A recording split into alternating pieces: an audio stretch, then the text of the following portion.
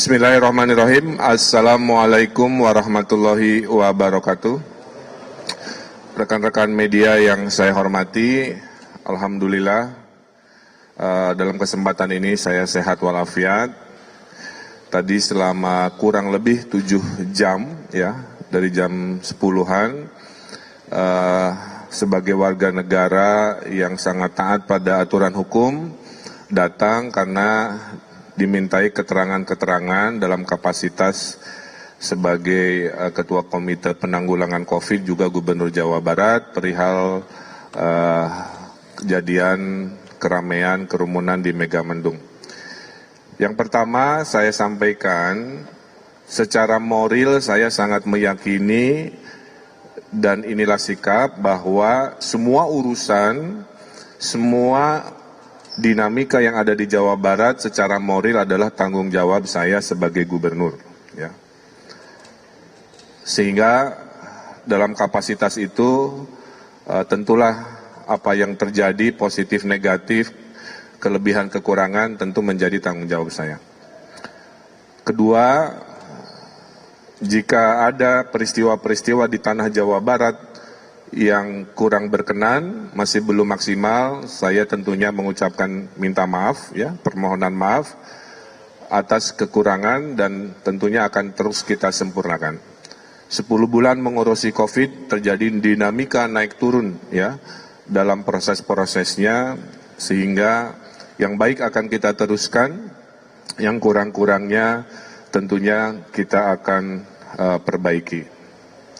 Nah, namun secara teknis saya ingin menjelaskan bahwa Provinsi Jawa Barat itu adalah provinsi dengan daerah otonom, ya, di mana wali kota dan bupatinya itu dipilih oleh pilkada sehingga memiliki kewenangan otonom dalam penyelenggaraan pembangunan termasuk izin kegiatan dan hal-hal di level kota kabupaten. Berbeda dengan DKI yang tidak memiliki daerah otonom atau istilahnya wilayah administratif. Maka jumlah Satgas COVID di Jawa Barat itu ada 27 di kota kabupaten dan Satgas COVID 1 di Jawa Barat. Ya. Tidak semua urusan secara teknis tanggung jawab gubernur karena undang-undangnya memberikan keterbatasan. Ada 6 urusan yang gubernur tidak bisa intervensi. 1, urusan keamanan, itu bukan wilayah Pemda provinsi. 2, urusan pertahanan, bukan. 3, urusan justisi, pengadilan kejaksaan, bukan. Ya, 4, urusan agama, bukan. Ya, 5, hubungan luar negeri, bukan. 6, fiskal juga bukan. Jadi dalam kondisi kewenangan itulah kita harus memahami peristiwa-peristiwa ini dalam aturan perundang-undangannya. Jadi saya minta ada pemahaman itu dulu. Berikutnya kronologis yang terjadi di Bogor. Pertama, itu adalah sholat Jumat dan peletakan batu pertama. Itu laporan panitianya ke camat, ke satgas kabupaten, itu hanya itu. Jadi bukan acara besar yang mengundang, hanya acara rutin, ya. Nah, sudah dilobi juga oleh Kodim untuk mengingatkan potensi kerumunan. Jadi tindakan pencegahan itu sudah dilakukan, ya. Kemudian dalam hari hanya ternyata ada euforia dari masyarakat yang bukan mengikuti tapi hanya ingin melihat juga. Itulah yang membuat situasi menjadi sangat masif, kira-kira begitu. Dalam kondisi lapangan yang massa sudah masif, pelaksana di lapangan punya 2 pilihan, melakukan persuasif humanis atau represif, kan begitu. Nah, pilihan di lapangan saat itu karena massa biasanya kalau sudah besar cenderung ada potensi gesekan, Maka pilihan dari Pak Kapolda Jawa Barat saat itu memutuskan pendekatan humanis non-represif ya. Walaupun akhirnya pilihan-pilihan itu memberi konsekuensi pada institusi di kepolisian yang tentunya saya sangat hormati terkait hal ini. Saya cuma ingin menceritakan kronologisnya. Nah, sesuai peraturan di Jawa Barat, semua yang melanggar itu harus diberi sanksi. Jadi Jawa Barat ini provinsi yang sangat tegas, sudah lebih dari 600.000 pelanggaran protokol kesehatan itu sudah ditegakkan. 80% mayoritasnya adalah pelanggaran individu, 20%-an pelanggaran institusi atau acara. Jadi kalau ditanya, tolong tegakkan, sudah sangat ditegakkan ya dengan jumlah sebanyak itu kira-kira. Hanya kalau sudah ada masa besar karena sebuah proses, kadang-kadang kan treatmentnya tidak bisa selalu ditegas represifkan. Contohnya seperti demo Omnibus Law. Kalau pakai kategori pelanggaran prokes, demo-demo itu sangat melanggar protokol kesehatan. Tapi kan pendekatannya tidak bisa dalam kondisi psikologis ya, walaupun kita tahu itu pelanggaran, kemudian dilakukan represif karena akan terjadi hal-hal yang tidak diinginkan. Maka diskresi dari aparat itu ada di sana. Nah, itulah kira-kira kronologisnya. Saya akan memberi sanksi juga kepada Kabupaten Bogor, dan Kabupaten Bogor saya minta juga memberikan sanksi yang juga tegas kepada panitia karena membawa banyak dampak. Salah satunya sudah kita periksa 400 warga yang berkumpul di sana dengan tes swab antigen. Dari 400 itu 5 positif. Jadi kesimpulannya kerumunan itu membahayakan, dan buktinya 5 dari ratusan yang kita periksa melalui swab antigen menunjukkan dia positif COVID. Nah, itu kira-kira kronologisnya. Jadi kita sudah sangat tegas mendukung upaya pemerintah pusat, hanya kadang-kadang di lapangan situasinya kan disesuaikan dengan diskresi dari korlap aparat keamanan, kira-kira begitu.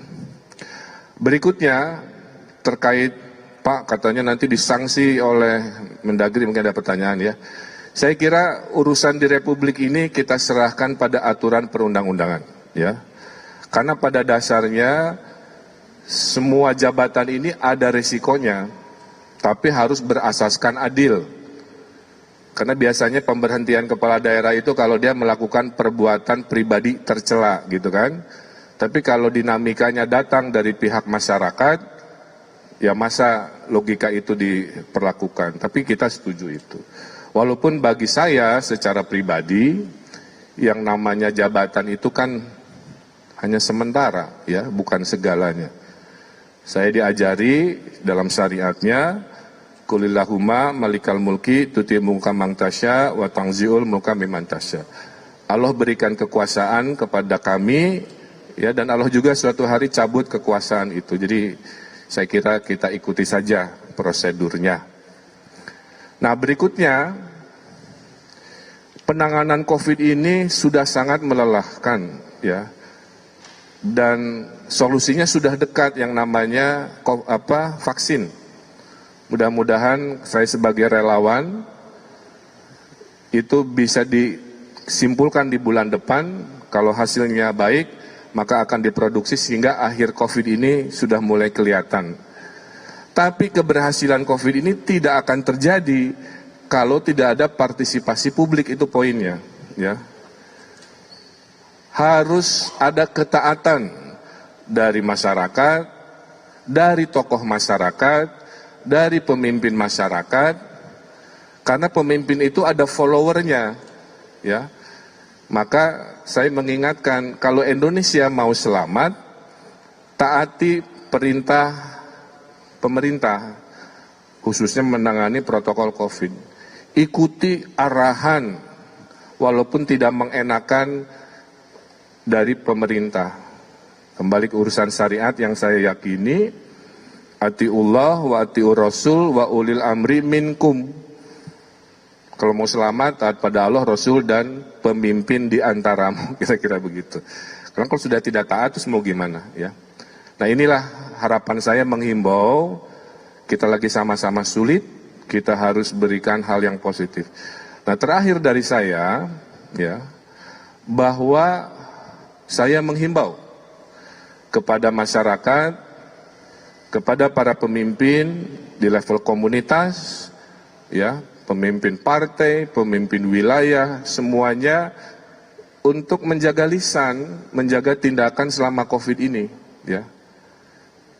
Kata-katanya tuh yang sejuk gitu, ya, bukan yang bikin ngamuk, ya. Tindakannya tuh yang inspiratif, bukan yang bikin provokatif, kira-kira begitu. Sehingga kalau mau hanya membahas pelanggaran yang sekarang, pelanggaran yang lain juga banyak. Mudah-mudahan bisa jadi hikmah. Ada pelanggaran di pilkada, kita tahu kan, ada pelanggaran di acara-acara lain, ada pelanggaran prokes di demo, dan sebagainya. Pemerintah mengizinkan masyarakat untuk berkegiatan, asal AKB, adaptasi kebiasaan baru. Maulidan boleh, tapi AKB maksimal 50 orang, sisanya pakai HP, kan begitu.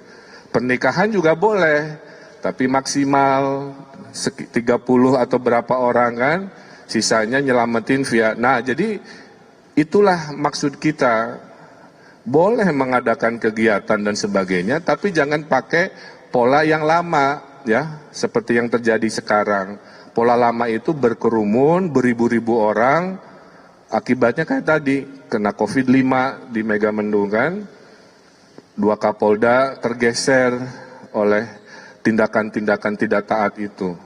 Maka saya himbau, kasihanilah, berempatilah kepada polisi dan keluarganya, ya, kasihan. Berempatilah kepada dokter, tenaga kesehatan. Sudah lebih dari 120 dokter meninggal dunia kan. Kalau kita kekeh menganggap kegiatan harus seperti dulu. Nah mudah-mudahan peristiwa-peristiwa dalam beberapa hari terakhir ini menjadi hikmah buat semua orang, ya, buat para pemimpin, buat para tokoh masyarakat, buat para penyelenggara acara. Hanya kekompakanlah yang bisa membawa keberhasilan, ya. Hanya ketaatan yang tentunya bisa membawa kita pada kemaslahatan.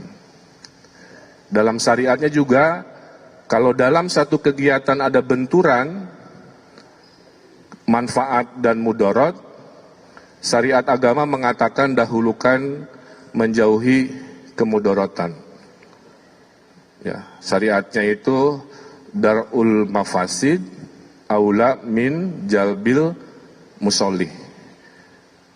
Dahulukan mencegah kemudorotan dibanding menerima manfaat. Contoh haji umroh kan barokah, wajib, manfaat. Tapi karena kemudorotan marah bahayanya bersamaan, maka pemerintah Arab Saudi memutuskan haji tiada kan. Nah itu, jadi sekarang mau pengajian boleh, ya. Tapi AKB. Tapi kalau mau maksa tadi, jangan memaksa sesuatu yang potensi bahayanya didahulukan ketimbang kebermanfaatannya.